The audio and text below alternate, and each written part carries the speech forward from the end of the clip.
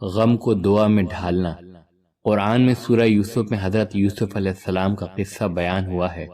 ان کے ستیلے بھائیوں کے غلط سلوک کی وجہ سے وہ وقت آیا جبکہ حضرت یوسف علیہ السلام کے والد حضرت یعقوب علیہ السلام بظاہر اپنے 2 عزیز بیٹوں سے محروم ہو گئے۔ اس حادثے کے وقت حضرت یعقوب علیہ السلام کی زبان سے یہ دعائیہ کلمہ نکلا، یعنی میں اپنی پریشانی اور اپنے غم کا شکوہ صرف اللہ سے کرتا ہوں۔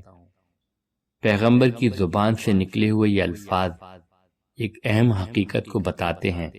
اس سے معلوم ہوتا ہے کہ مومن جب کسی غم سے دوچار ہوتا ہے تو وہ عام انسان کی طرح آہ اور فریاد میں مبتلا نہیں ہوتا، بلکہ اس کا ایمانی شعور اس کے غم کو دعا میں ڈھال دیتا ہے۔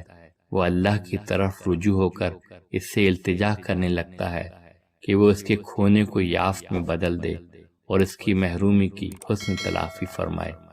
کسی انسان کے ساتھ جب غم اور محرومی کا تجربہ پیش آتا ہے تو اس کے لیے رد عمل کی 2 صورتیں ہوتی ہیں، ایک انسانوں کی طرف دیکھنا اور دوسرا خدا کی طرف دیکھنا۔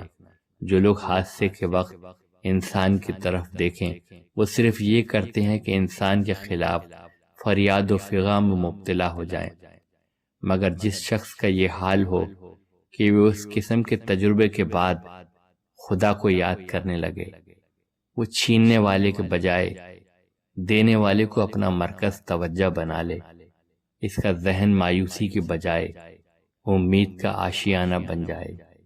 دعا ایک طاقت ہے۔ نازک وقتوں میں دعا مومن کا سب سے بڑا سہارا ہے۔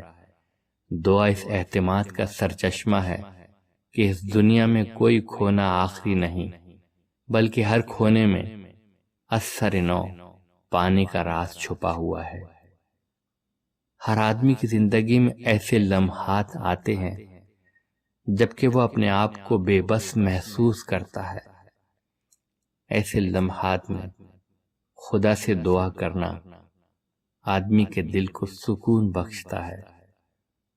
دعا گویا کسی آدمی کے لیے کرائسس مینجمنٹ کا بہترین ذریعہ ہے۔